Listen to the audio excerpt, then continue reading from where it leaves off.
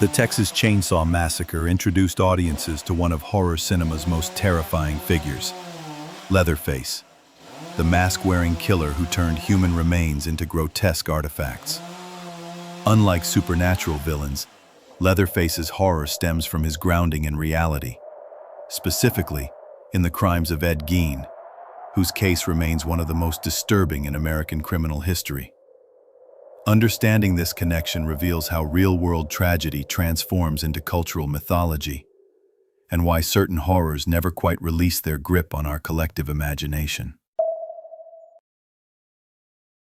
Ed Gein was a real person who lived in Plainfield, Wisconsin, and whose crimes were discovered in 1957. The details of what authorities found at his isolated farmhouse shocked even experienced law enforcement and forensic professionals. Gein had exhumed bodies from local graveyards and fashioned various items from human remains, creating what one investigator described as a scene beyond comprehension. The discovery occurred when hardware store owner Bernice Warden disappeared. Her son, a deputy sheriff, remembered that Gein had been in the store the previous day and decided to investigate Gein's property. What he found there would change American true crime and horror culture forever. Warden's body and evidence of activities so disturbing, they challenged people's understanding of human psychology. Gein confessed to killing two women, Warden and Mary Hogan, a tavern owner who had disappeared years earlier, but denied killing others. However, he admitted to grave robbing, having exhumed numerous bodies from local cemeteries.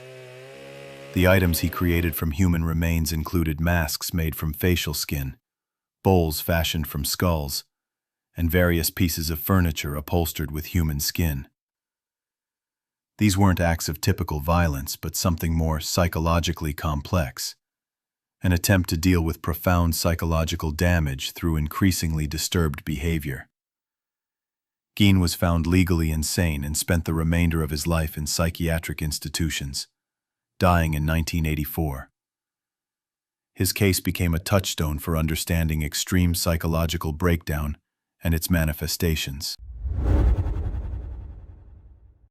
Ed Gein's background reveals the intersection of multiple damaging factors that contributed to his eventual crimes. He grew up in extreme isolation on a remote farm with a domineering, religiously fanatical mother and an alcoholic father.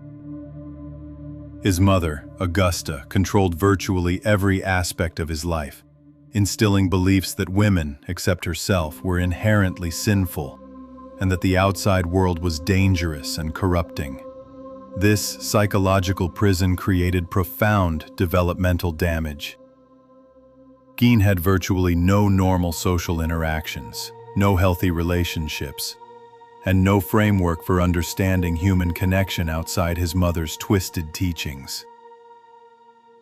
When she died following a stroke, something in Gein's already fragile psychological structure completely collapsed. Psychiatrists who examined Gein diagnosed him with schizophrenia and found that he experienced delusional thinking, particularly involving his mother. He reportedly heard her voice, believed she continued to exist in some form, and engaged in behaviors designed to maintain connection with her. His crimes weren't motivated by sexual sadism. He denied any sexual contact with corpses, but by a desperate, deranged attempt to preserve or recreate his mother's presence. This psychological profile matters because it distinguishes Gein from many serial killers. He wasn't driven by sexual gratification, power, or thrill-seeking, the common motivations in serial murder. His crimes emerged from profound mental illness, social isolation, and unprocessed grief twisted into something monstrous by a mind that had completely lost touch with reality. The Texas Chain Saw Massacre, Released in 1974 and directed by Tobe Hooper, drew inspiration from Gein's case but transformed it significantly. The film created a fictional family of cannibals in rural Texas, with Leatherface as the mask-wearing killer wielding a chainsaw. While certain elements, the isolated setting, the use of human remains, the skin masks, clearly referenced Gein, the film was fundamentally a creative work rather than a true crime recreation. This transformation is important to understand. Horror cinema takes real-world fears and tragedies and reshapes them into narratives designed for specific emotional effects. The Texas Chain Saw Massacre wasn't attempting documentary accuracy, but rather using Gein's crimes as inspiration for exploring themes of rural decay, family dysfunction, and the dark side of American culture. Other films drew on Gein's case as well. Alfred Hitchcock's Psycho, 1960, incorporated elements of Gein's relationship with his mother, particularly the idea of a son unable to separate from a deceased mother's psychological control. The Silence of the Lambs, 1991, included a character, Buffalo Bill, who sought to create a woman's suit from victim skin, directly referencing Gein's most disturbing artifacts. This demonstrates how a single real crime can spawn multiple fictional interpretations, each emphasizing different aspects and serving different narrative purposes. Gein became a template, a reference point that filmmakers could draw upon to lend authenticity and psychological depth to fictional horrors. Ed Gein's crimes have maintained cultural relevance for decades because they touch on several profound fears and fascinations. First, there's the violation of the sacred boundary between living and dead. Virtually all cultures have strong taboos around proper treatment of human remains, viewing desecration of the dead as among the most severe transgressions. Gein's systematic violation of this boundary triggers deep, culturally embedded revulsion. Second, his case illustrates the horrifying potential of extreme isolation and untreated mental illness. Gein lived largely unnoticed in a small community where neighbors knew he was odd, but had no idea of the extent of his disturbance. This raises uncomfortable questions about social responsibility, community awareness, and how easily profound suffering can hide in plain sight. Third, the objects Gein created represent a particularly disturbing form of objectification, reducing human beings to raw material for crafts and decoration. This transforms people into things in the most literal, grotesque way imaginable. It violates human dignity at a fundamental level, treating the physical remains of individuals as interchangeable components. Fourth, his psychological motivation, attempting to preserve or become his mother, reveals the dark potential of familial bonds. Love, attachment, and grief are supposed to be positive emotions, yet in Gein, they twist it into something monstrous. This suggests that even our most cherished feelings can become pathological under certain circumstances.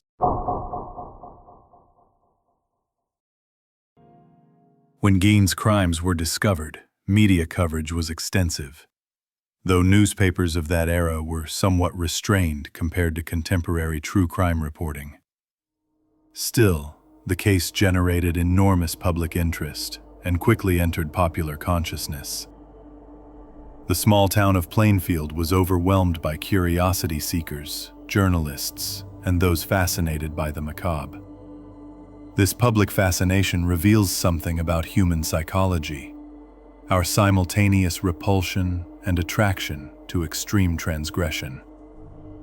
Crime that ventures beyond ordinary murder into realms of psychological abnormality exercises peculiar power over imagination.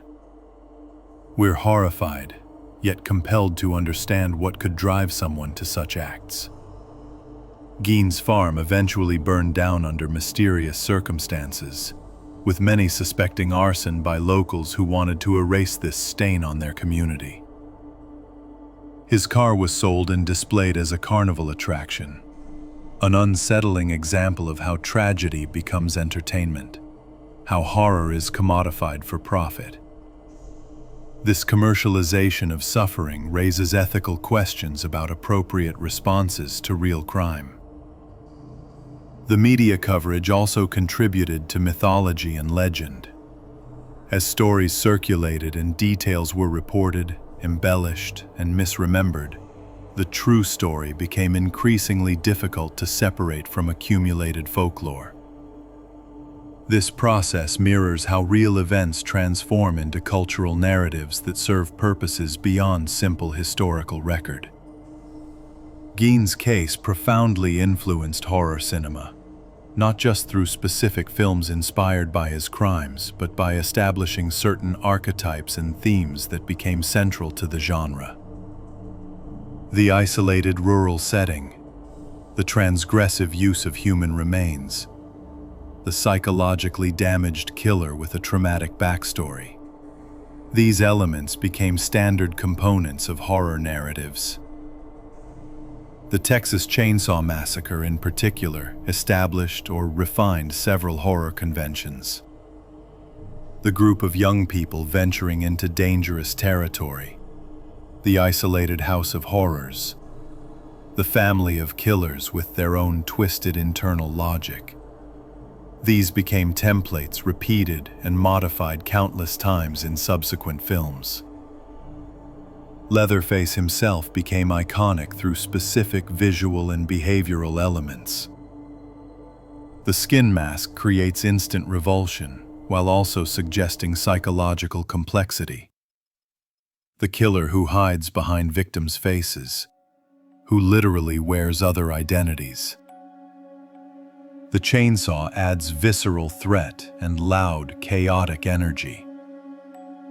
The portrayal of Leatherface as developmentally disabled or childlike, controlled by family members, adds tragic dimensions. The film's low-budget, documentary-style aesthetic contributed to its impact. The grainy film stock, handheld camera work, and Texas summer heat visible on screen created a sense of reality that glossier productions couldn't match. Viewers felt they were witnessing something genuine, something that could actually happen, which amplified the horror considerably. Discussing real crimes like Gein's requires navigating complex ethical terrain. On one hand, understanding criminal psychology and the factors that contribute to extreme behavior has value for prevention, treatment, and criminology.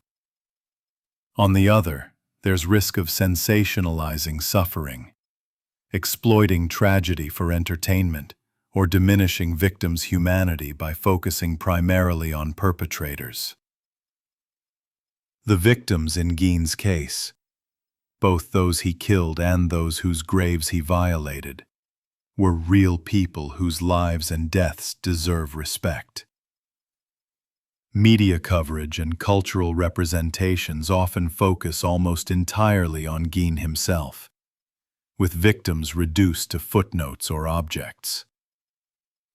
This imbalance reflects broader patterns in how we discuss crime, often centering perpetrators while marginalizing those they harmed. The transformation of Gein's crimes into entertainment through films like the Texas Chain Saw Massacre raises additional questions. Is it appropriate to create commercial entertainment from real tragedy? Does fictionalization provide enough distance, or does it exploit suffering for profit? Different people reach different conclusions, but the questions themselves deserve consideration. There's also the risk of copycat behavior or inspiration. While most people can distinguish fiction from reality, individuals with certain psychological vulnerabilities might fixate on such material in unhealthy ways. This doesn't necessarily argue for censorship, but suggests responsibility in how such material is presented and contextualized. Plainfield, Wisconsin, where Gein lived and committed his crimes, experienced lasting impact from its association with this case. Small communities often struggle with the attention and stigma that comes from being known primarily for tragedy or crime. Residents had to navigate curiosity seekers, media attention, and the knowledge that their town's name had become synonymous with horror. Many Plainfield residents wanted simply to forget, to move past the trauma and return to normal life. Yet the outside world wouldn't let them forget. The case became part of popular culture, referenced in films, books, and documentaries for decades. This created ongoing tension between the community's desire to move forward and the broader culture's fascination with the case. The physical spaces associated with Gein were gradually erased. His house burned, reportedly through arson, and the property changed hands multiple times. The cemetery where he exhumed bodies implemented new security measures. These physical erasures reflect attempts to remove tangible reminders, though the psychological and cultural legacy proved impossible to erase. Gein's case offers insights into how extreme psychological breakdown manifests, though it's crucial to note that mental illness doesn't typically lead to such behavior.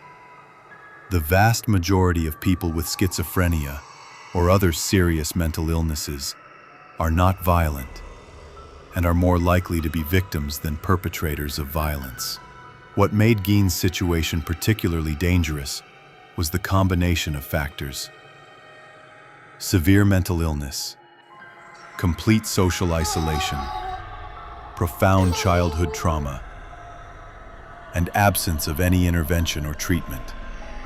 He essentially existed outside normal social structures, with no one monitoring his deterioration or recognizing the severity of his condition until after his crimes were discovered. His case raises questions about social responsibility and mental health care. Could intervention at some point have prevented his crimes? Were there warning signs that might have been recognized if systems had been in place to identify and help deeply troubled individuals?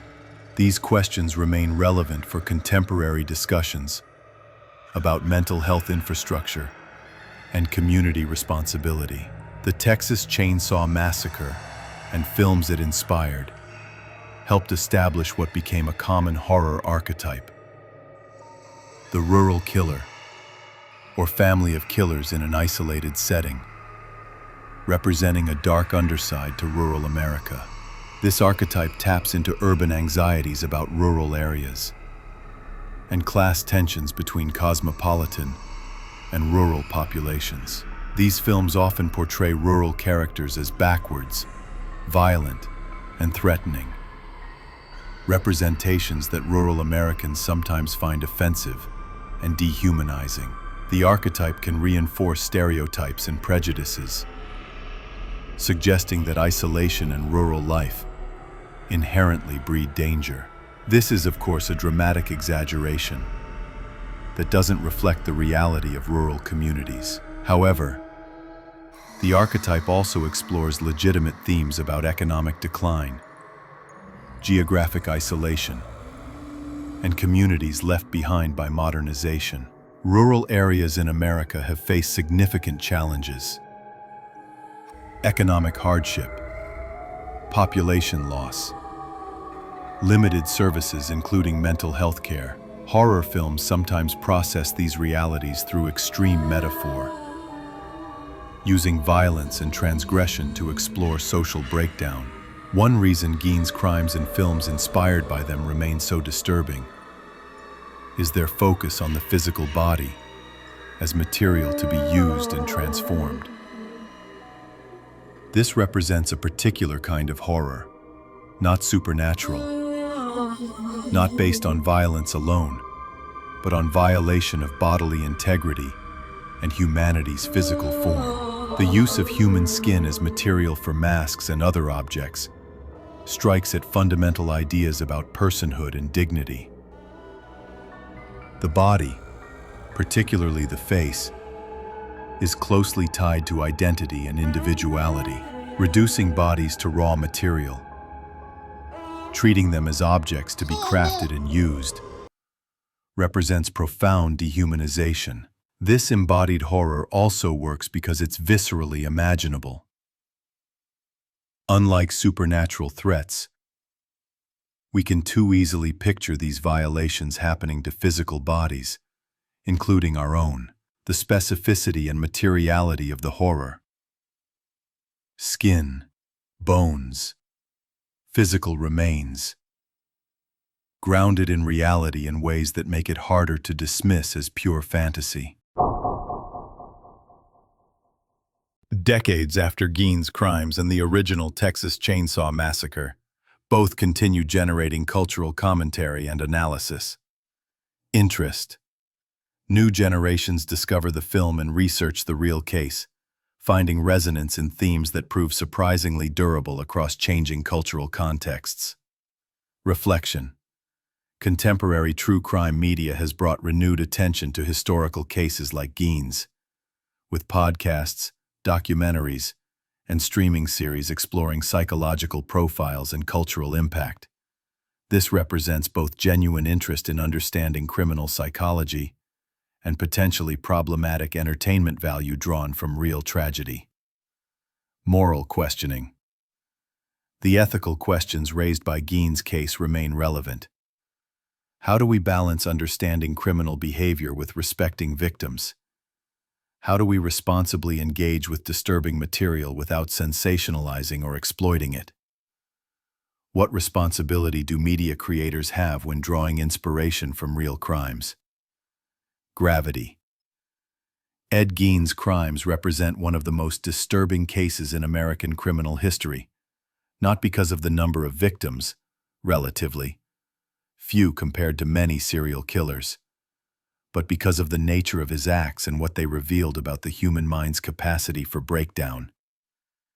His case demonstrated that horror beyond normal comprehension could emerge from psychological damage, isolation, and untreated mental illness. Contemplation. The transformation of his crimes into cultural products, films, books, articles, shows how society processes extreme transgression.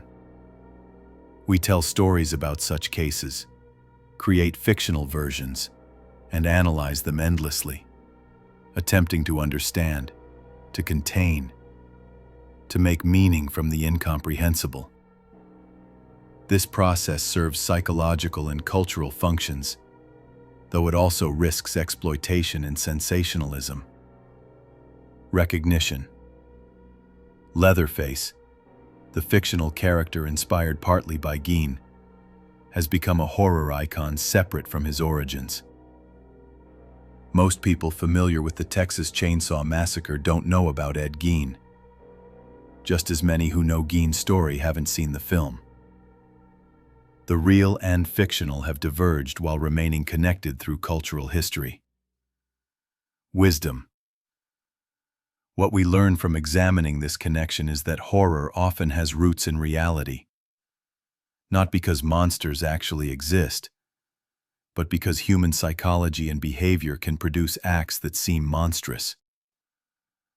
Understanding these cases, approaching them with appropriate seriousness and ethical awareness, helps us comprehend both the darkness humans are capable of and the social and psychological factors that contribute to extreme behavior.